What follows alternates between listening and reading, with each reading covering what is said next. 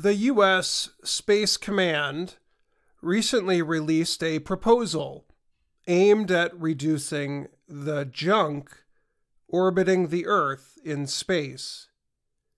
Space junk might be a piece of metal that broke off from an orbiting satellite, or it could be a whole satellite that is no longer powered on or controlled by the organization that launched it.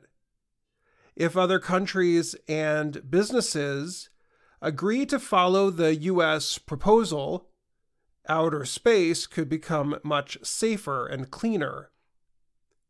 Lloyd Austin is the U.S. Secretary of Defense. He approved the proposal known as Tenets of Responsible Behavior in Space in early March. It is not a legal document.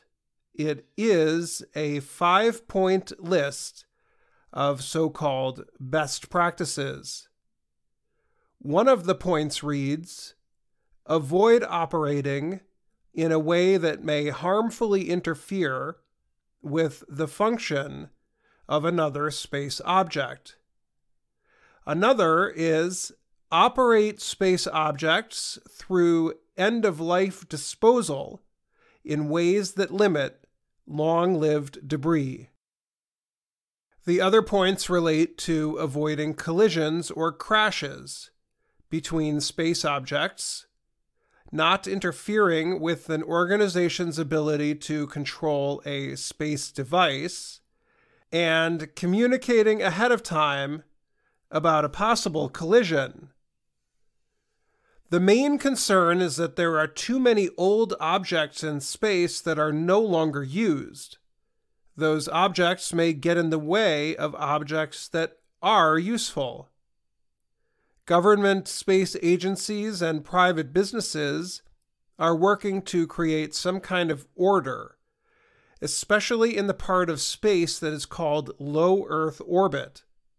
That is where a number of internet satellites launched by Elon Musk's company SpaceX are currently active. Amazon is also planning to launch satellites into that area. Jack Deasy is a vice president for the company Astroscale, which is based in Tokyo, Japan.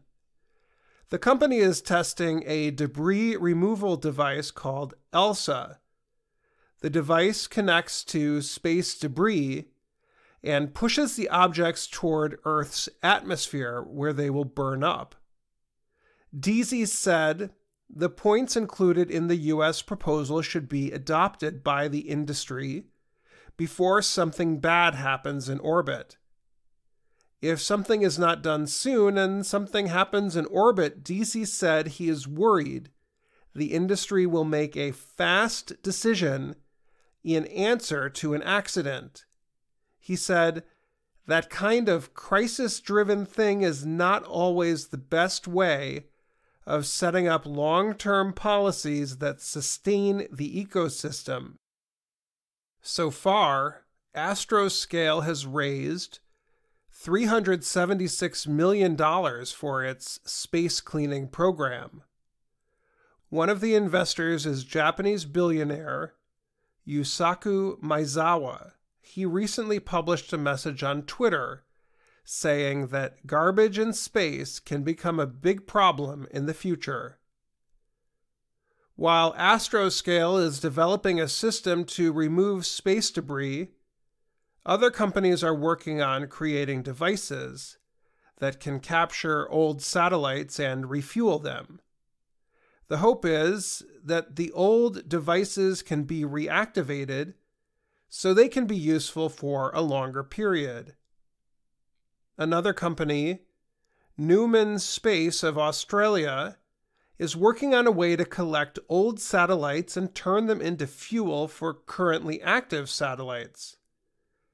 The metal can be used to power new satellites, explained Hervé Astier.